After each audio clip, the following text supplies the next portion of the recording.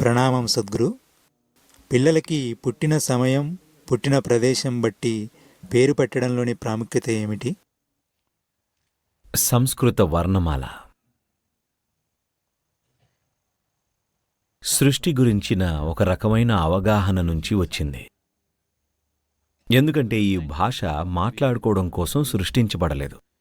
ఇది మాట్లాడుకోవడం కోసం కల్పించి సృష్టించిన భాష కాదు. ఇది ఈ ఉనికిని పరిశీలించడం ద్వారా గ్రహించిన భాష. ఇది పరిశీలన నుండి రూపొందించిన భాష, ఊహ నుండి రూపొందిన భాష కాదు. ఎన్నో విధాలుగా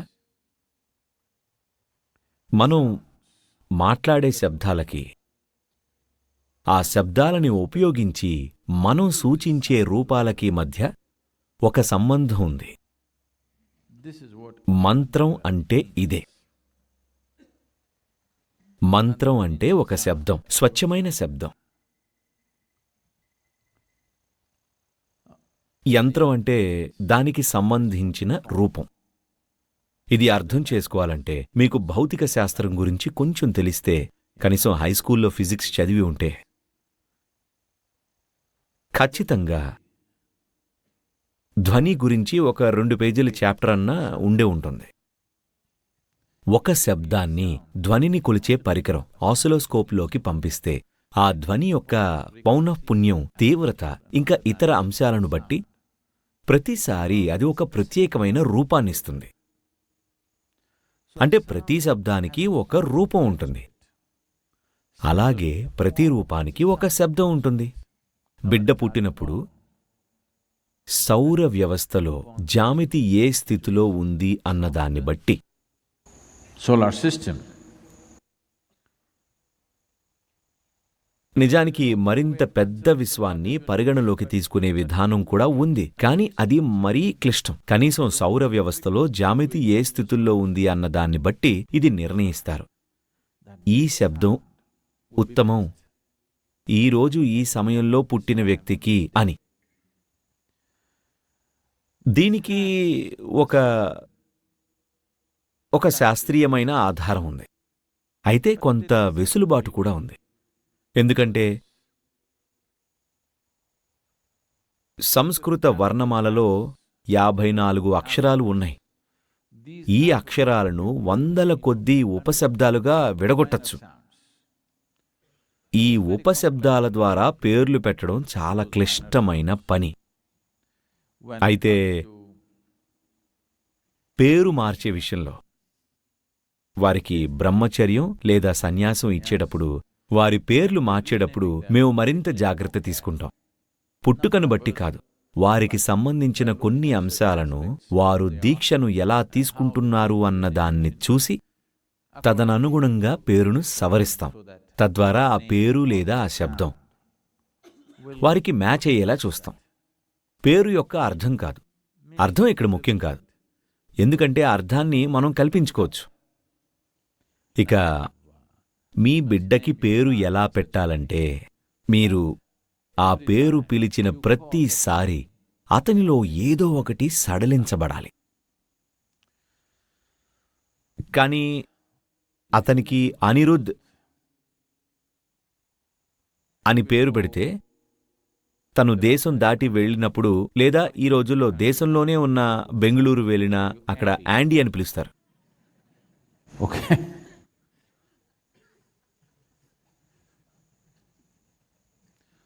జనక్ అని పేరు పెడితే జాక్ అని పిలుస్తున్నారు. కాబట్టి వాళ్ళు ఎలా మార్చేస్తారో మనకు తెలియదు. అది జరుగుతుంది. ఒక స్థాయి వరకు అది ముఖ్యమే. ముక్తి కోసం ప్రయత్నిస్తున్న వారికి మీరు పలికే పేరు, మీరు పలికే శబ్దం, అది చాలా ముఖ్యం. ఎందుకంటే భారతీయ సమాజాల్లో మగపిల్లల పేర్ల విషయంలో ఎక్కువ శ్రద్ధ తీసుకుంటారు. ఆడపిల్లల కంటే కూడా. ఎందుకంటే ఇది స్త్రీ పురుష వివక్ష కాదు. ఎందుకంటే మగ పిల్లలతో జీవితాంతం ఉండాలి. ఆడపిల్ల ఎవరో వేరే వాళ్ళ సమస్య కదా.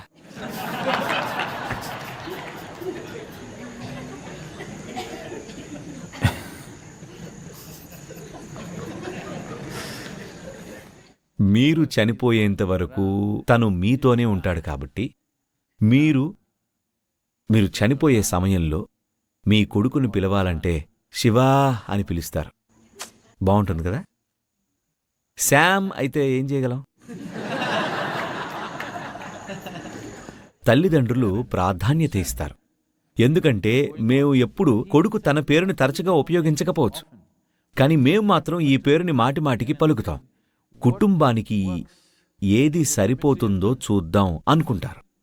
అయితే ఆడపిల్లల విషయంలో ఏం పేరు పెట్టాలో తెలీదు. ఎందుకంటే ఆమె ఎవరిని పెళ్లి చేసుకుంటుందో ఇంకా తెలీదు కదా.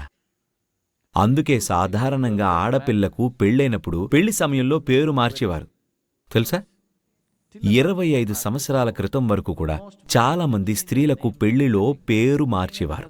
భర్త పేరు చూసి ఇంకా అతనికి సంబంధించిన అతని జాతకాన్ని బట్టి దానికి తగ్గట్టుగా పేరు మార్చేవారు. ఇప్పుడు అది అవమానంగా భావిస్తున్నారు. నా పేరు నేనెందుకు మార్చుకోవాలి అంటున్నారు. అవసరం లేదు. ఇందుకు కారణం ప్రతిదీ దోపిడీలా మారిపోయింది. దానివల్ల ప్రతిదానికి వ్యతిరేకత వస్తుంది. For everything.